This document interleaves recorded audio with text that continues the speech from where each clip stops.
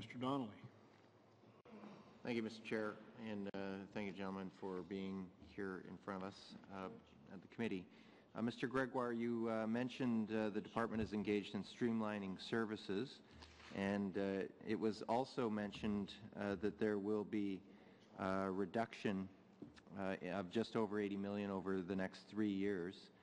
In the short time that I have, I'd like to focus on two things. One, the Pacific fisheries, specifically the wild salmon or wild sockeye salmon, and two, the Canadian Coast Guard, specifically the closure of the Kitsilano Coast Guard Station. So in terms of the Pacific fishery, Justice Cohen recently published his report along with 75 recommendations, and he was very critical that the government gutted the Fisheries Act before publishing these recommendations. But I'm wondering if you have allotted appropriate funding to carry out Cohen's recommendations. And I'll just ask my second question. In terms of the Canadian Coast Guard, the department has announced it will be consolidating 5 MCTS stations in the Pacific region into 2 centres for the entire coast. And you also intend to close the Kitsilano Coast Guard Station in Vancouver, the third largest city in the country and the busiest port in the country. Could you tell us how much this closure will cost and how much it will save in terms of operating the station? And it's my understanding that the annual operations of the Kit's Coast Guard Station is as little as $900,000 per year. If you can just correct me if this is not the case.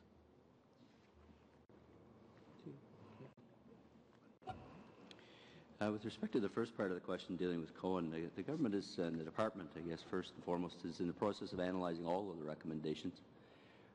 We are working on developing our advice to government with respect to them. It's clearly not just the Department of Fisheries and Oceans that's implicated. It has implications for many departments. And so part of what will happen is that advice will go forward. We will offer views as to the various recommendations and what the government's position on them might be. The government will take a decision at that point, and associated with that will be some decision on what, if any, funds it may wish to allocate specifically to Cohen. So implementation. So at this point in time, there's nothing that you would see in the Department of Fisheries and Oceans budget that's sort of earmarked, if you will, Cohen implementation. Work is underway to analyze the recommendations and what the government's response to them might be.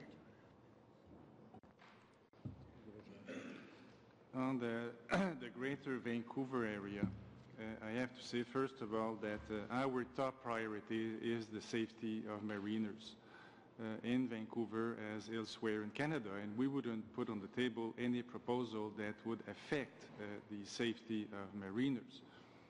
So when we developed proposals throughout the Coast Guard, we looked at the level of service offered in every port and every major city in Canada, and obviously we thought that we could achieve efficiencies in Vancouver. And we have 2 stations today. We have 2 lifeboat stations today located in the port of Vancouver. One is Kitsilano, the other one is Sea Island. So we felt that by reorganizing the various services in the area, we could be more efficient by reducing by 1 station. So we have proposed, and we are in the process now of closing the Kitsilano station. But it is not a pure closure. Like we have looked at all of the services in the Port of Vancouver, compared it with all of the other big cities and what kind of services are offered elsewhere. So for the busy season, for instance, we have decided to add an inshore rescue boat that will operate from May to September, maybe from April, late April. We're just finalizing the analysis for that now. We have added money to the contribution that we give to the Coast Guard auxiliaries, also known as the RCM SAR in BC.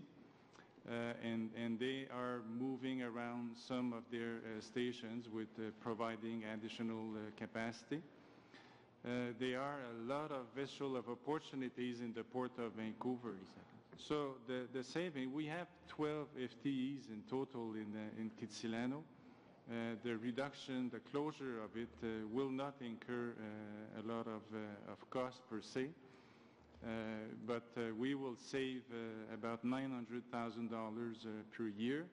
But we have already announced that we will provide the RCMSR with $100,000 per year. The minister announced that in June. And we will fund the inshore rescue boat station, which is operated by trained students at minimal cost. So the savings are in the order, the net savings are in the order of $700,000. Thank you very much, Mr. Gregoire. See the minister.